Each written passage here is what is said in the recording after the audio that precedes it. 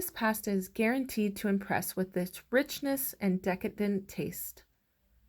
Start off by washing your 3 red bell peppers thoroughly. Preheat your oven to 475 and you're going to place that on the middle rack for 30 to 40 minutes until it gets blackened. Make your pasta, whatever pasta you want to use. I'm using spaghetti. I like to heavily salt and use broth instead of water because when you use plain water, it doesn't flavor the pasta noodles as much.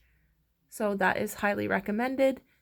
My spice bowl is garlic powder, onion powder, cumin, basil, and oregano with salt and pepper. You can use whatever spices you want, but this is what I do for my recipe. And then I like to do chive rings at the end to garnish. Then once you go to strain your pasta, make sure you don't run water over top of it or else you'll lose that saltiness and the flavor down with the water. Then I like to put a towel on there with some oil so that it stays nice and warm. And then we're going to process some solid part of the coconut milk in a processor with your spices and a little bit of garlic, about a teaspoon. Then once your peppers are ready, I did it for 30 minutes. They'll start to cool down and collapse into themselves, so be very careful. It's super hot. We are going to peel the skin once we are able to. See, it's kind of collapsing into itself right there. And then you're going to peel only the outside of the skin. And then just be very careful. This is how it leaks out the peppers, so just be very careful. It's super hot. Then you're going to peel all the skin off, just that one layer of skin there, and then you're going to obviously take out the seeds and the stem.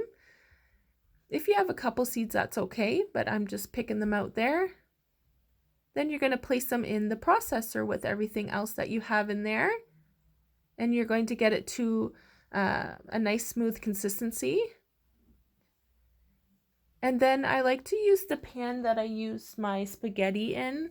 I wash it out and then I heat up this deliciousness back into it to heat up. I'm just testing it there, make sure I didn't have to adjust it.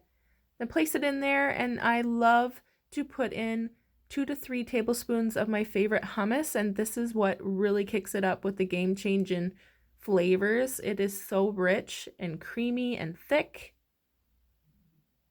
And then put your spaghetti or your pasta in little at a time, not the whole thing, because sometimes when we do that, we lose the sauce in the noodles and we don't have as much. So don't put all your noodles in at once.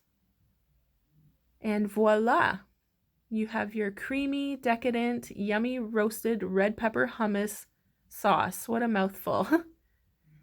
And then you can garnish whatever you'd like on top, and we do chive, hemp seeds, and vegan parm, and voila!